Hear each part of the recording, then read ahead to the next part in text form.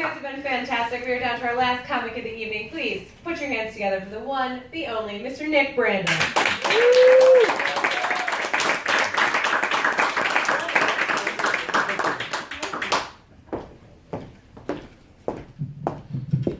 Bridget, I'm going to call bullshit on your whole pockets thing for women. I know the pants like are regular length and like the pockets are that long, but like especially living on a college campus and the way summer is, the shorts that the girls are wearing, the pockets go down to here and the shorts are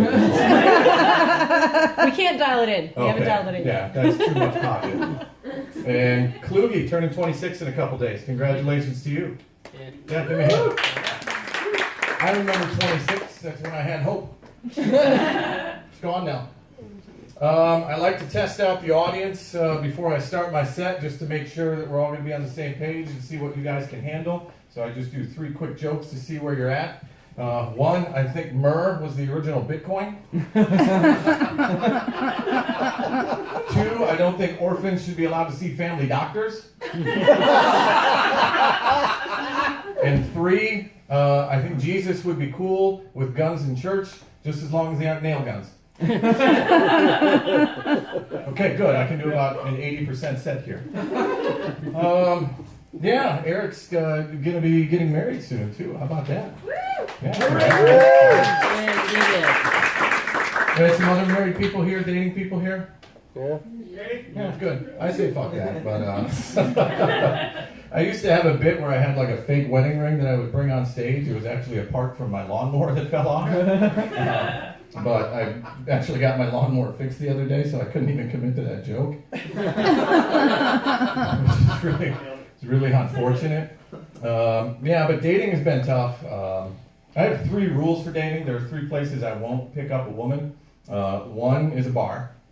2 is a casino. And 3 is Manitowoc, Wisconsin. Now, at a bar, you can look at it and say, okay, I'm either going to find college kids there that could, like theoretically be my kids, or I run into Susan, who's from Menschelville, Wisconsin, and has smoked a pack a day since she was 12, and has 1 kid for each of the camel jackets she's gotten from her camel cash growing up. I'm not going to do either of those. I'm just there to drink bourbon, leave me alone. If you ask me, is the seat taken? I'm going to say, I don't care. I really don't care. Sit down. Secondly, a casino. If anyone has got as bad as gambling problem as I do, that's not going to work out well, because I'm, single. I have income where I can spend money. I don't want a dual checking account where she's going to go up to the casino as often as I do, and then I'm not going to be able to golf every day during the summer. And then 3, Manitowoc, Wisconsin, because of Making a Murderer. Anybody watch that? Yep. Making a Murderer? Yeah, that was interesting, right? That's my hometown. Not only is that my hometown, but I've met Stephen Avery. Not only have I met Stephen Avery, but the judge in the case, the Honorable Patrick Willis, is a relative of mine. So when I tell people that, they ask me 3 questions. I'm not going to let you ask those questions. I'm just going to answer them for you. 1, yes, that is the way 95% of the people in Manitowoc, Wisconsin talk. Okay? That's just the way it is. I don't have that accent, but I'm sure at one time I was growing up, I talked like that. If you watched it, well, what about the blood? I didn't see any blood there. What, you're telling me that he wasn't there, and then it's all of a sudden there? I think the cop set him up, if you know what I mean, and so, hey. I tell you, end every sentence in Manitowoc, too. And so, hey. 2, that those are the hairstyles and clothing choices that they think are fashionable in 2015. I don't know if Aquanet is still available to buy this hairspray, but that's there. And everyone has an M&M's NASCAR jacket. And 3, no, I don't know if he did it or not. That's not how the legal system works. Just because I'm related to the judge. It's not that they go up in front of the judge beforehand and he's like, okay, bailiff. Oh, really? Wow. Let's hope the jury gets it right. Here we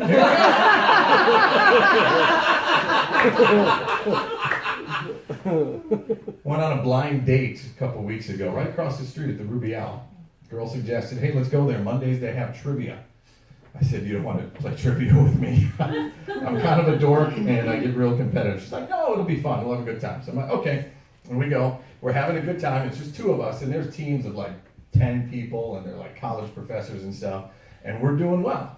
She answered all like the Sex and the City questions, and I answered everything else. And, we're going along, and it gets to the final question where you can like wager up to 15 points. And she's like, well, we're in second place right now. Really, we can't finish really anything lower than third, so that guarantees us $10. Let's risk zero. I'm like, no, go big or go home. Let's just see what the category is. Category was world leaders. I'm like, okay, piques my interest. She's like, okay, this is going to be bad. And the guy's like, all right, I'm going to give you 4 United States presidents. I need you to give me their middle names. And she's like, who the hell is going to know this? We're writing zero. I'm like, just pause for a second and tap the brakes. The presidents are Harry S. Truman, Ulysses S. Grant, James K. Polk, and Warren G. Harding. She's like, nobody's going to know that. Writes down zero. I'm like, give me the paper, bitch. Write down 15 points, the most we can go. Because obviously Harry S. Truman did not have a middle name. He was born without a middle name. His campaign manager thought putting an S in there is better going off the tongue and it'll help him get elected. Ulysses S. Grant's middle name is Ulysses because Hiram Ulysses Grant signed up for the Army. They wrote his name down wrong. His initials were U.S. Grant. He thought, that's great for going into the Army. Of course, every single one of you here knows that James K. Polk's middle name is Knox. That's just fucking common.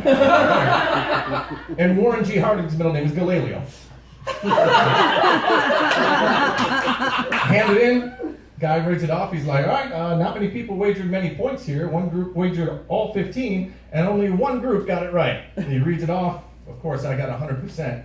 Honest to God, she got up, looked at me, and said, wow, you are a fucking dork, and walked out. That's the last I saw of her. And I know you feel sorry for me, but that $50 gift certificate was all mine, and she didn't close out her tab, so I got 2 free drinks after that. I guess what I'm saying about dating is I just want to meet someone someday where we can look across the room, come towards each other, and she'll look at me and go, I guess. Take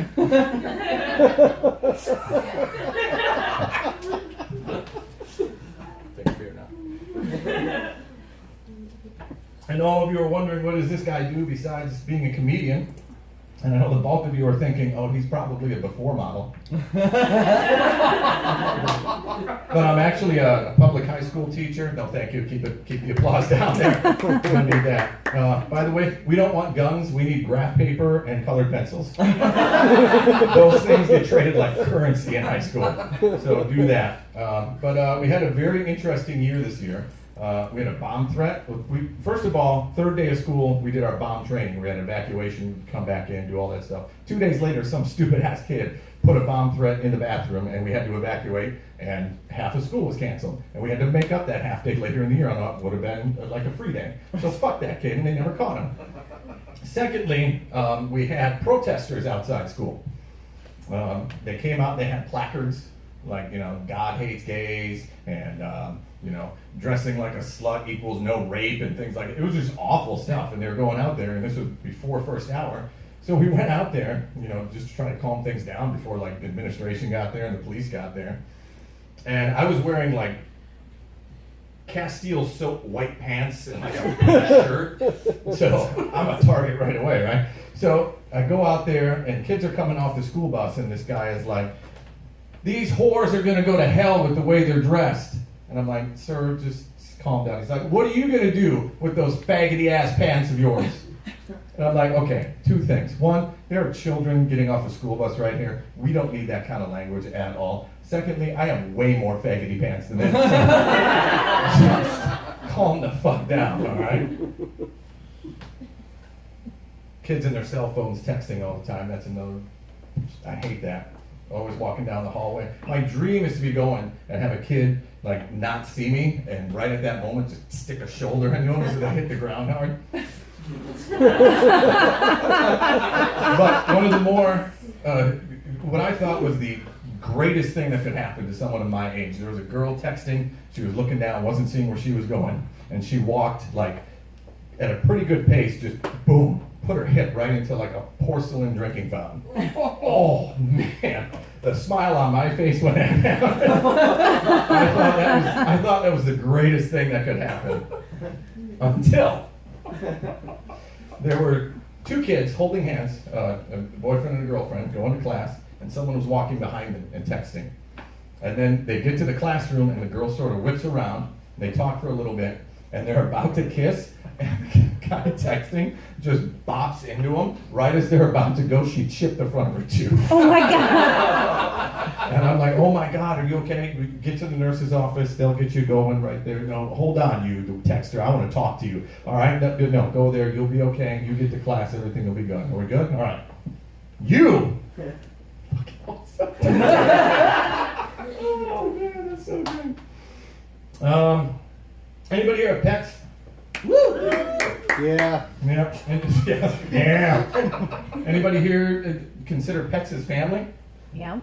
Yeah. I'm gonna call bullshit on that for a couple of reasons. The main one, on the way here, I saw at least 6 signs for missing cat. I saw 0 signs for missing child. I know children go missing, but you don't just put up a sign. Have you seen Teddy?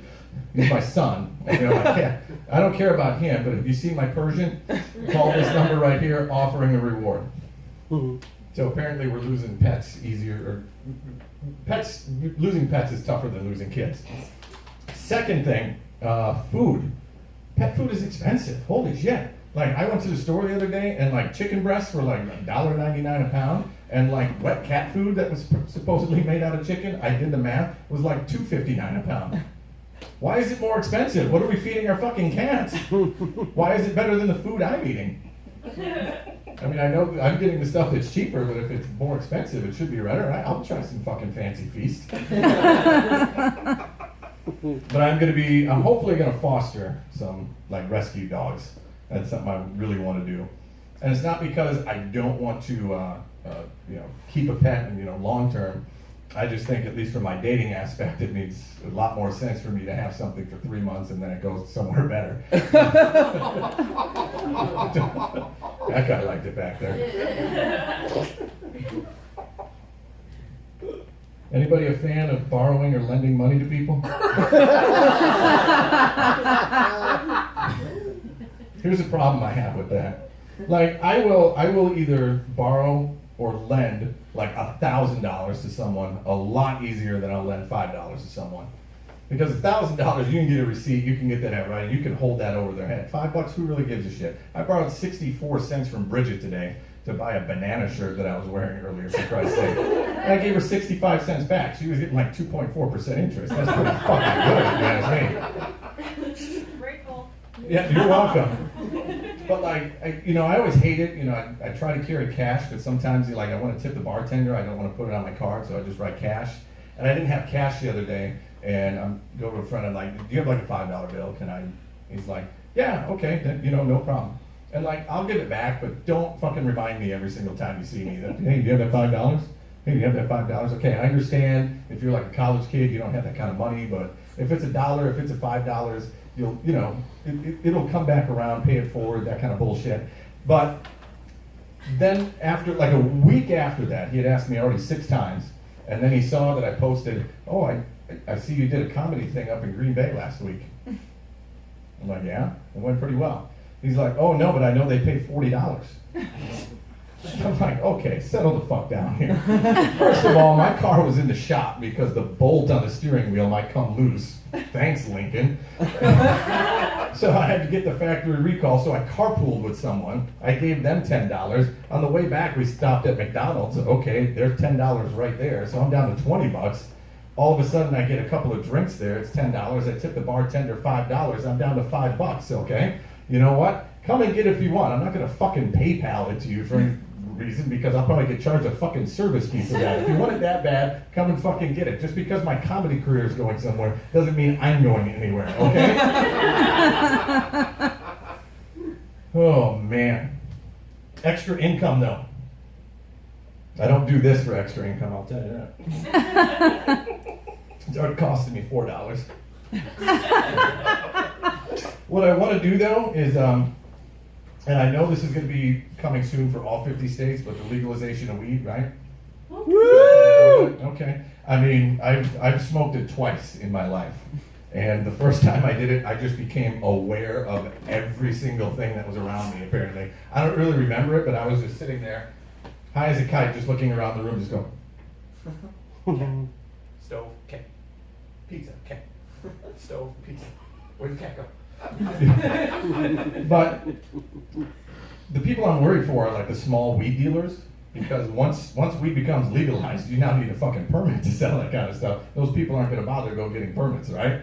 So what I want to try and do is hook up with those people, but I want to try and like have a business where we take like people from history and name weed after them. like Muhammad Ganji,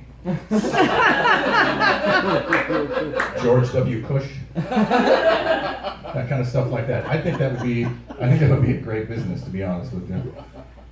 The people I feel sorry for, I don't know if I feel sorry for or if I'm impressed by them, and I don't know if there is any around here, but people that sell crack.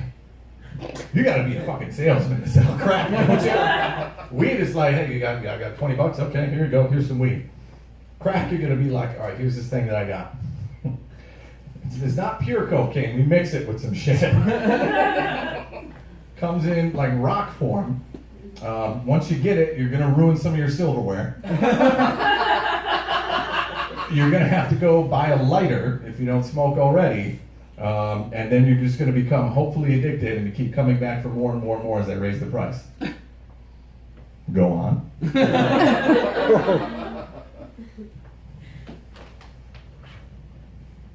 Anybody believe in the afterlife? This guy, who is that guy back there? I need to get his face on a goddamn t-shirt. I mean, I don't care afterlife if there is or not, but I think what would be a really fun thing when you get up to like the pearly gates is everyone from, let's say if it's a Tuesday at midnight to 11:59 p.m. Everyone that dies during that time and gets in a line behind the pearly gates, someone comes out and is like, all right, here we go. We're going to see who makes it into heaven today. So everybody be ready.